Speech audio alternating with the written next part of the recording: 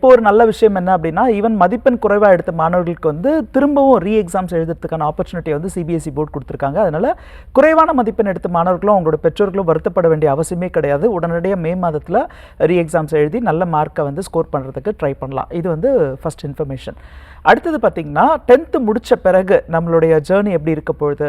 நார்மலாக வந்து 10th mark அப்படின்றது ஒரு நம்பர் தான்.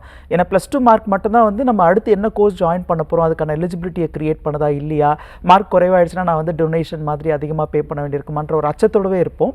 ஆனால் 10th மார்க் அப்படின்றது இந்த நம்பர்ஸை வச்சு நம்ம வந்து டிசிஷன்ஸ் எதுவும் எடுக்க போகிறதில்ல. அட் த சேம் டைம் வந்து இதனுடைய நெக்ஸ்ட்டு நம்மளுடைய கெரியருக்கான ஜேர்னி இங்கேருந்து தான் ஸ்டார்ட் ஆகுதுன்றதை வந்து மைண்டில் வச்சுக்கணும். நிறைய ராங் ப்ராக்டிசஸ் இருக்குது. நல்ல மார்க் எடுத்தால் உடனே சயின்ஸ் குரூப், குறைவான மார்க் எடுத்தால் காமர்ஸ் குரூப் அப்படின்றது. இது கொஞ்சம் கொஞ்சமாக இப்போ மாறிட்டு வருது.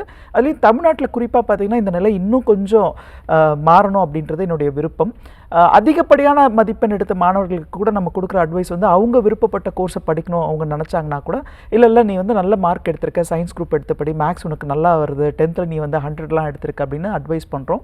இதையெல்லாம் தாண்டி ஸ்டூடெண்ட்ஸ்க்கு வந்து என்ன இன்ட்ரெஸ்ட் இருக்குது அப்படின்றத பார்க்கணும். பேரண்ட்ஸ் வந்து அவங்களுக்கு கைட் பண்ணலாம். ஆனால் நான் உன்னை இன்ஜினியர் ஆக்கணும்னு ஆசைப்பட்டேன், இல்லை நான் உன்னை சார்ட்டர்ட் அக்கௌண்டன்ட் ஆக்கணும்னு ஆசைப்பட்டேன், அதனால் நீ இதை தான் படிக்கணும்னு சொல்லிட்டு அவங்கள ஃபோர்ஸ் பண்ண வேண்டியதுன்றது தேவையில்லை. அதுவும் இந்த ஜென்ரேஷன் ஸ்டூடெண்ட்ஸ்க்கு வந்து நம்ம ஃபோர்ஸ் பண்ணி ஒரு விஷயத்தை வந்து அவங்க கிட்டேருந்து அதை நம்ம ரிசல்ட்டாக வாங்க முடியறதில்ல.